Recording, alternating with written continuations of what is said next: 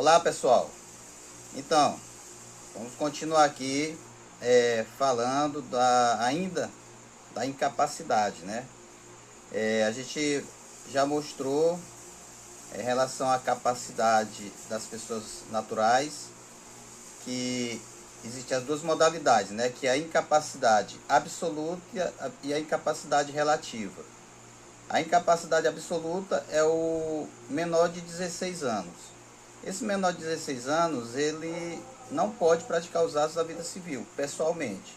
Somente ou seja, o representante, que de regra é o pai ou a mãe, eles podem praticar os atos da vida civil e eles é quem fazem tudo, né? Eles é quem negociam, compra, que vende, que assina o que tiver que ser assinado.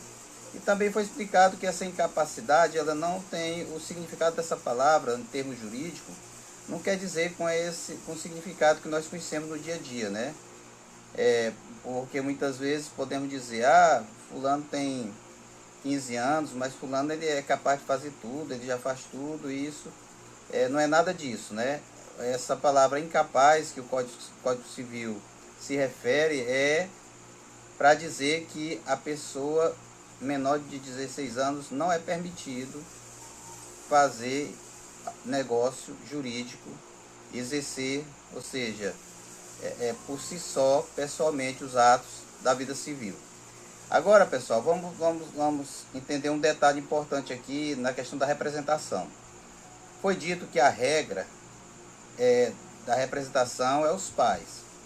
Só que existe outra situação que muitas vezes os pais, eles não estão habilitados para assumir essa representação. Por exemplo, os pais falecidos, por exemplo, deixam filhos menores. Esses filhos menores, eles inicialmente não vão poder contar com a representação, porque os seus pais não estão presentes. Ou então que os seus pais possam ter perdido o poder familiar, né? Mesmo eles presentes, eles possam ter perdido por algum motivo o poder familiar.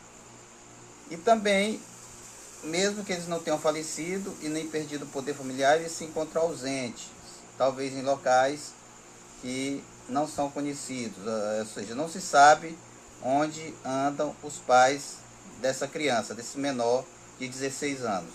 Então, nesse caso, esse menor incapaz, ele precisa de um representante.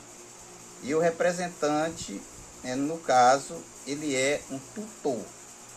O nome do representante, a denominação do representante, quando os pais não têm condições, ou não estão presentes, ou já estão falecidos, é denominado tutor. Esse tutor, ele pode ser designado de duas formas. Uma é os próprios pais podem fazer um testamento. Nesse testamento eles podem colocar dizendo que na falta deles, determinada pessoa vai assumir a tutela de seus filhos. É uma maneira, né, de ser designado tutor.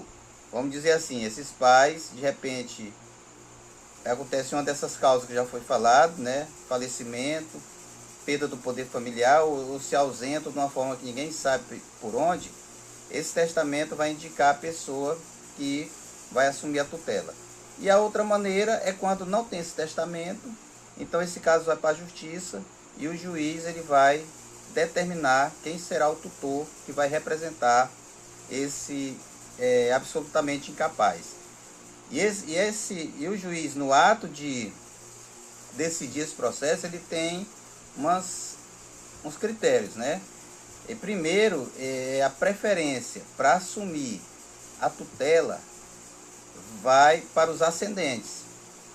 Então, os ascendentes, do mais próximo do menor aos mais remotos, né? Ou seja, quem é o primeiro que está aí, vamos dizer assim, apto, seria o avô desse menor, né?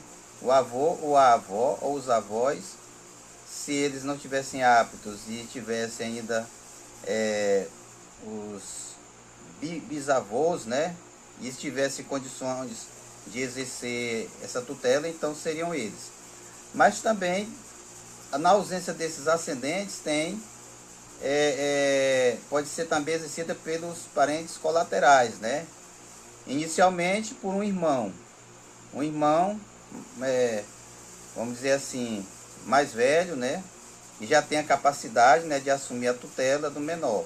Se não tiver o irmão, então pode chegar até a ser um dos tios, né?